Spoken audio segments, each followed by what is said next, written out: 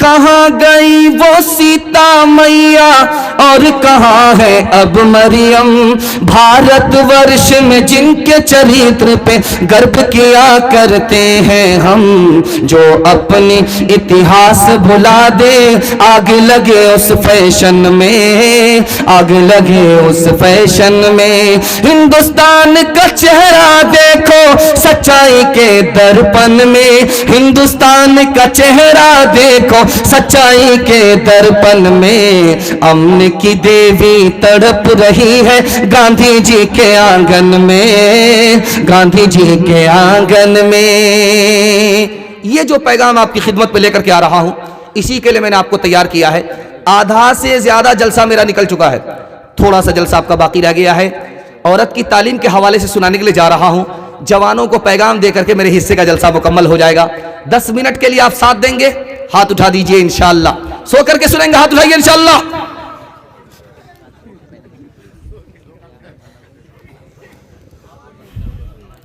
دیکھیے, مردوں کو پڑھنا لکھنا ضروری ہے, یہ تو ہم کو سمجھ میں آتا ہے, لیکن عورت کو پڑھنا لکھنا ضروری کیوں ہے؟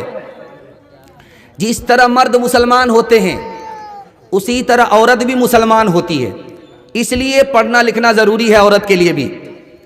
جس طرح مرد انسان ہیں اسی طرح عورت بھی انسان ہے. انسانیت پر آنے کے لیے عورت کو پڑھنا لکھنا ضروری ہے. ایک خاص بات بتا رہا ہوں, ذرا دھیان سے سنیے گا اس کو. عورت کا دین مکمل نہیں ہے, عورت کی عقل مکمل نہیں ہے حدیث کے مطابق, اس کا دین مکمل نہیں, اس کی عقل مکمل نہیں. دین کیسے مکمل ہوگا؟ علم کے ساتھ. دین کیسے مکمل ہوگا؟ علم کے بغیر نہیں. عقل کیسے مکمل ہوگی؟ علم کے ساتھ. اس لیے عورت کو مرد سے زیادہ علم حاصل کرنا ضروری ہے. ایک بات یاد رکھیے, ہماری 2 طرح کی بیٹی ہوتی ہے. ایک بیٹی وہ ہوتی ہے جس کو گھر میں ہی رہنا, گھر سے نکلنا ہے, گھر میں رہنا ہے, کہیں باہر نہیں جانا ہے. اس کو زیادہ پڑھانے لکھانے کی ضرورت نہیں ہے, قرآن پڑھا دیجئے, اردو پڑھا دیجئے, دینیات پڑھا دیجئے, کافی ہے. لیکن جس لڑکی کو گھر سے باہر نکلنا ہے, تجارت کرنی ہے پردے کے ساتھ, نوکری کرنی ہے پردے کے ساتھ, اس لڑکی کو ڈگری دلانا ضروری ہے. ایک خاص بات یاد رکھیے, میں عالم ہوں, مرد ہوں, عورت کو تعلیم کروں گا, عورت کو پڑھنے کی ضرورت نہیں ہے, یہ غلط ہے. ایک مرد عالم ساری عورت کے لیے کافی نہیں ہے, کیونکہ چاہے عالم ہو, عالم سے بھی عورت کو پردہ ہے. پردے میں بہت ساری بات عورت نہیں پوچھ سکتی. دوسری بات, ایک گھر میں سارے لوگ عالم ہوتے نہیں ہیں, اس لیے عورت کا عالمہ ہونا ضروری ہے.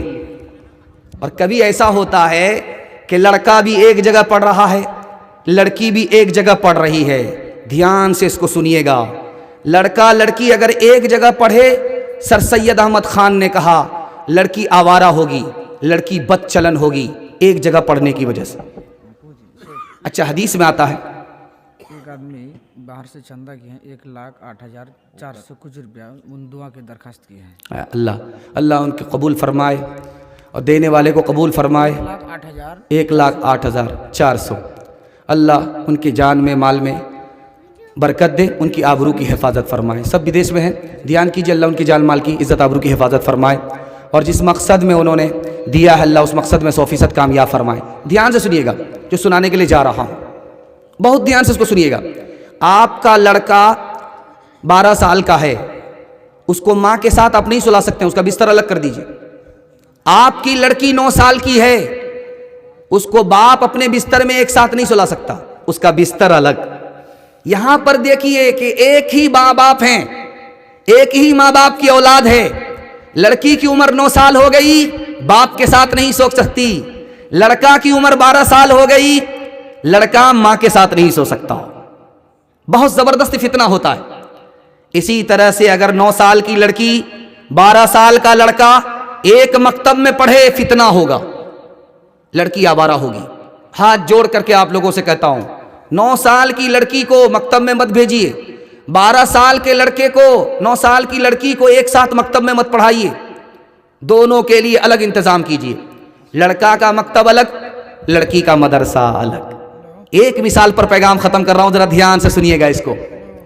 لڑکی جا رہی تھی راستے سے, ایک من چلا اس کو چھیڑتا ہے, زیناھا للناظرین, قرآن کی آیت پڑھ کر کے کہ دیکھنے کی چیز تو یہ ہے جو سڑک سے گزر رہی ہے. تو لڑکی کتنی پڑھی لکھی تھی, نوکرانی تھی, لیکن علم سے نوکر نہیں تھی، علم سے اور ہنر سے مالا مال تھی. اس نے جواب دیا قرآن سے ہی، حفظناہا للناظرین، تاک جھانک کرنے والے شیطان سے اللہ کی پناہ. لڑکا تیسری آیت پڑھتا ہے، نرید ان نأکل منہا وتطمئن قلوبنا، ہم تم سے فائدہ اٹھانا چاہتے ہیں.